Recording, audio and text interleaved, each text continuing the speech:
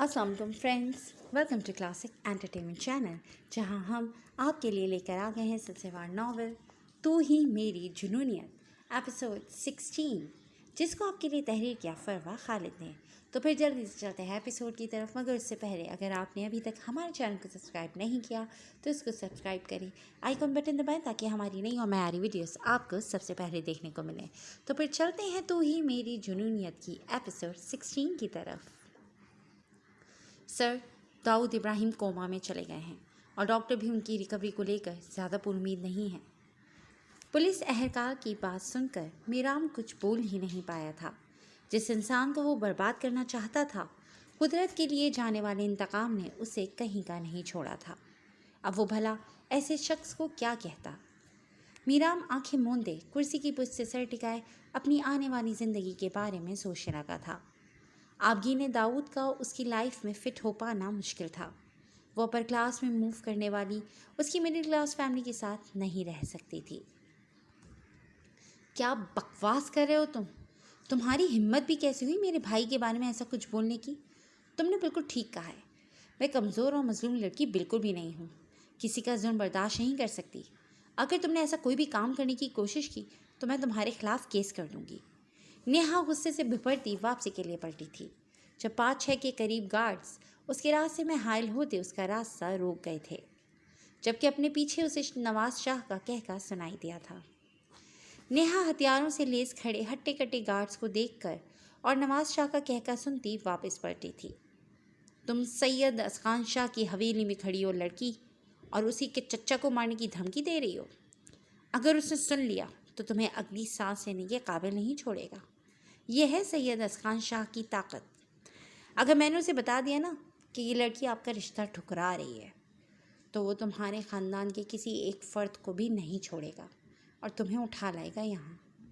नवाज शाह का लहजा अब भी नॉर्मल था, मगर उसके अल्फाज सुनते नेहा को उस अनदेखे इंसान से शदीद नफ़रत महसूस हुई थी, जो वाकई सही मायनों में उन जाहिल गंवार वडेरों से कम नहीं था जिनके बारे में उसने सोशल मीडिया पर सुन रखा था। अब तक कितनी लड़कियों को ऐसे ही उठाकर ला चुका है आपका ये आला हज़्म नफ्स का मालिक भतीजा? नेहा ने दांत पीसते अपने गुस्से को जब्त करते बमुश्किल पूछा था। मैं पहले बता चुका हूँ आपको, औरतों से शदीद नफ़रत करता है वो। अभी तक किसी लड़की को अपने आसपास भी भटकने नहीं दिया। नवाज शाह की हर अगली बात नेहा का गुस्से से बुरा हाल कर जाती थी। वो ज़रा सा गुस्सा आने पर मरने मारने पर तुल जाने वाली लड़की थी। भला किसी की ऐसी बातें कैसे बर्दाश्त करती? ठीक है, मैं तैयार हूँ इस शादी के लिए। देखती हूँ इस वडेरे का जोर कैसे चलता है मुझ पर। इसे उल्टी गिनती गिनने पर मजबूर ना कर दिया तो मेरा नाम भी नेहा नहीं। नेहा नवाज शाह को सख्त निगाहों से घूरती, शदीद गुस्से के ज़ेर असर इकरार में जवाब देती वहाँ से निकल गई थी। अब आएगा मज़ा। बहुत काम की लड़की है ये। इसी के हाथों होगा वो काम जिसकी खातिर मैंने इतने साल इंतज़ार किया।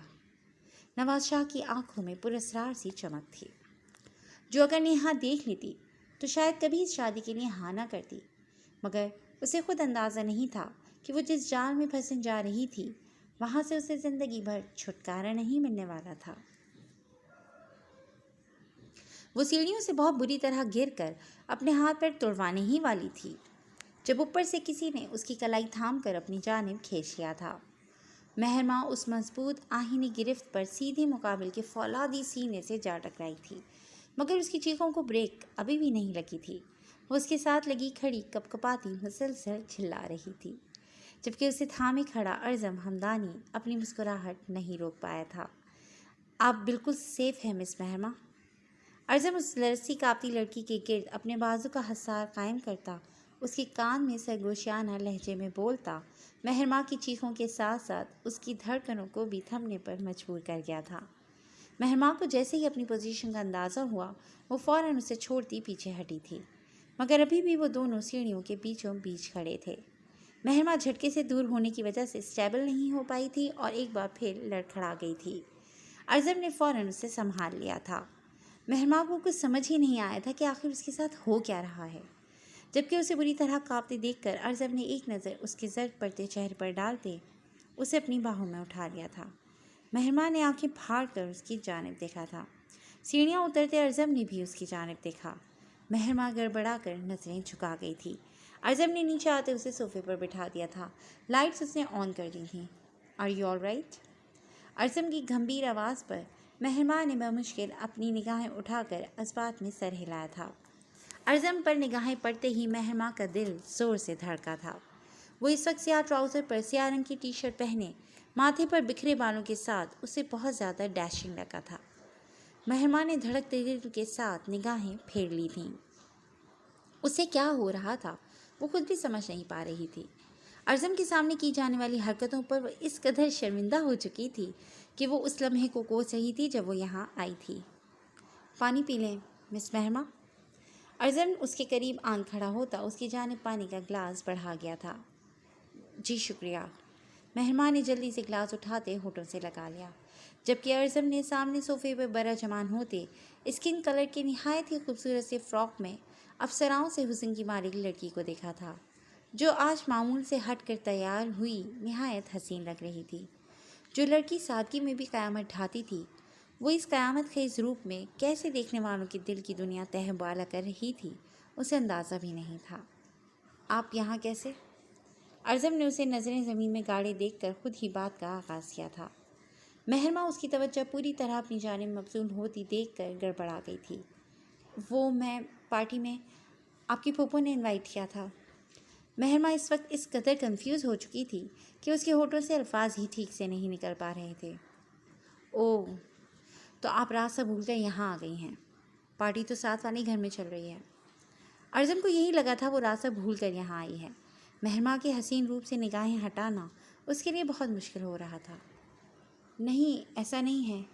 مہرما نے فوراً اس کی بات کی تردید کی تھی۔ ارزم نے سوالیہ نگاہوں سے اسے دیکھا تھا۔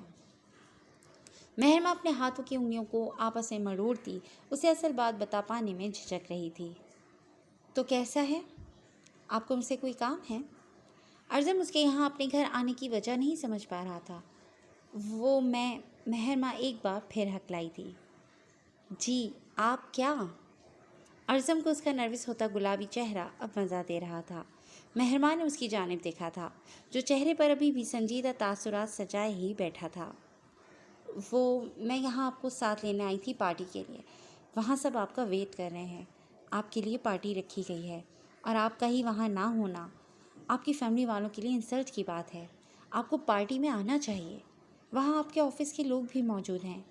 کیا آپ چاہتے ہیں کہ اتنے لوگوں کے سامنے آپ کی فیملی شرمندہ ہو، جو صرف آپ کی خوشی کی خاطر ایسا کر رہے ہیں؟ مہرما آپ کی بار اپنی مٹھیاں بھیجے ایک ہی سانس میں یہاں تک آتے یاد کیے گئے الفاظ بھول گئی تھی۔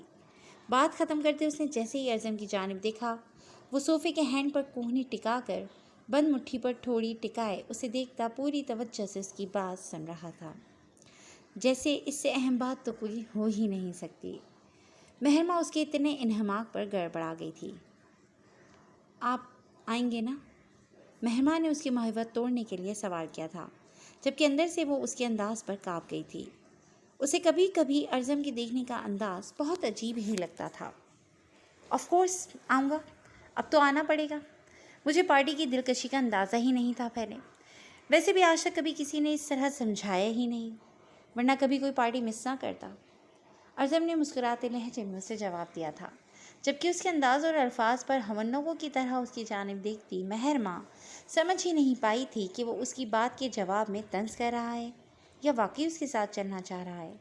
لیکن اس سے پہلے کہ وہ کوئی سوال کر پاتی، اسے صوفے پر رکھے اپنے ہاتھ پر کسی نرم شے کا احساس گزرا تھا۔ مہرما نے جیسے ہی دائیں جانب دیکھا، اگلے ہی لمحے ارزم کے گھر کا پورا ڈرائنگ روم اس کی چیخوں سے گونج اٹھا تھا۔ وہی سفید بلی اس کے ساتھ صوفے پر چڑھی بیٹھی اسے ارزم ہمدانی سے بھی زیادہ محبت سے دیکھ رہی تھی۔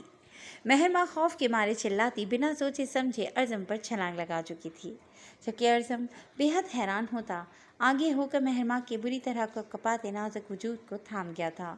مہرما اس کے پیچھے چھپتی اس کے کندھے سے لگی آنکھیں سختی سے میچ گئی تھی، جبکہ ارزم کو یقین نہیں آیا تھا کہ یہ لڑکی بلی سے اس قدر خوفزدہ ہوئی ہے۔ نیہا نواز شاہ کو اپنا فیصلہ سناتی اپنی گاڑی لے کر شاہ حویلی سے نکل آئی تھی۔ اس کے اندر غصے سے ابال اٹھ رہے تھے۔ कोई इंसान भला इतना बुरा कैसे हो सकता था जिसने एक औरत से ही जन्म लिया था? वो भला औरतों से इतनी नफरत कैसे कर सकता था? वो लोगों के दिलों में अपने लिए इतनी नफरत कैसे पैदा कर सकता था कि लोग उसके नाम से भी लरज़ उठते थे? क्या उसने इतना बुरा किया था इन लोगों के साथ? नेहा के दिमाग में सैयद असखान शाह के हवाले से बहुत से सवाल झक्कड़ की तरह चल रहे थे, मगर इनमें से किसी एक का भी उसके पास कोई जवाब नहीं था। नेहा रैश ड्राइविंग करती कच्चे रास्तों से गुजरकर धूल उड़ाती आगे बढ़ रही थी, जब एक जगह आकर उसे गाड़ी रोकनी पड़ी थी। सामने ही रास्ते के ऐन दरमियान में बहुत सारे पत्थर और झाड़ियाँ रखकर रास्ता बंद किया गया था। नेहा ने गाड़ी में बैठकर ही इर्द गिर्द निगाहें दौड़ाई थीं। वो सुनसान हिस्सा था, वहाँ दूर दूर तक कोई मकान या इंसान दिखाई नहीं दिया था उसे। हर तरफ अंधेरा छाया हुआ था। उसे वो पत्थर अपने रास्ते से खुद ही हटाने के लिए गाड़ी से उतरना पड़ा था। इसके अलावा उसके पास कोई ऑप्शन ही नहीं था। मगर जैसे ही वो गाड़ी से निकली, न जाने किस जानिब से उस पर गोलियों की बौछार कर दी गई थी, मगर अंधेरे की वजह से मारने वालों के निशाने चूक रहे थे। इससे पहले कि वो उनकी किसी अंधी गोली का शिकार होती, सामने से 5-6 के करीब गाड़ियां वहां आन रुकी थीं। पहली गाड़ी में से एक शख्स निकलकर उसके करीब आता उसे अपनी जानिब खींच चुका था। नेहा तो अपने ऊपर चलती गोलियों के खौफ से ही सकते में जा चुकी थी, जब किसी के यूं करीब आकर बचाने पर इसे निगाहें उठाकर मुकाबिल की जानिब देखा था, मगर उसका रुख अंधेरे में होने की वजह से वो उस शख्स का चेहरा नहीं देख पा रही थी। इस जानिब से भी फायरिंग शुरू हो चुकी थी, जिसकी वजह से मुखालिफ हमला आवर मुकाबला ना कर पाते वहाँ से भाग निकले थे। साईं, शुक्र है ये लड़की आ गई, वरना आज वो लोग आपको मारने के पूरे इरादे से आए थे। उसका एक आदमी भागता हुआ करीब आया था, मगर उसकी बात पूरी होने से पहले ही नेहा को थामे खड़े शख्स ने अपनी गन निकालते उसका भेजा उड़ा दिया था। नेहा के लिए मंजर उसकी ज़िंदगी का सबसे खौफनाक तरीन मंजर था। वो बिना उस शख्स का चेहरा देखे खौफ के मारे अपने हवास खोती उसकी बाहों में ही लहरा गई थी। आपकी ने मीराम की भेजी गई एक एक शय का इस्तेमाल करती नक्सक से तैयार खड़ी थी। पैरों तक आते लॉन्ग फ्रॉक और हाई हील्स के साथ बालों को खुला छोड़े वो बहुत हसीन लग रही थी। आज खिलाफ मामूल उसने लाइट मेकअप ही किया था। उसकी गुलाबी रंगत पर ब्लैक कलर बहुत ज़्यादा जच रहा था। वो मीराम के कहे के मुताबिक 8 बजे तक तैयार हो चुकी थी। आपगी सोफे पर आकर बैठती मीराम के आने का इंतजार कर रही थी। जब मीराम की गाड़ी के हॉर्न की आवाज़ पर वो फ़ौरन अलर्ट हुई। उसे इस तरह मीराम के सामने आना बहुत अजीब महसूस हो रहा था। उसने साइड टेबल पर रखा मैगज़ीन उठाकर चेहरे के आगे कर लिया। जब कुछ लम्हों बाद दरवाज़ा खुलने की आवाज़ के साथ ही फुल यूनिफॉर्म में मलबूस एसपी मीराम अंदर दाखिल हुआ था। अस्सलाम वालेकुम, आप तैयार हैं? मीराम ने बिना उसकी जानिब निगाहें गलत डाले आपगीने को मुखातिब किया था। जी। आपगीने को उसका ये अंदाज़ काफ़ी इंसल्टिंग लगा था। मैं चेंज कर लूँ, 15 मिनट तक निकलते हैं।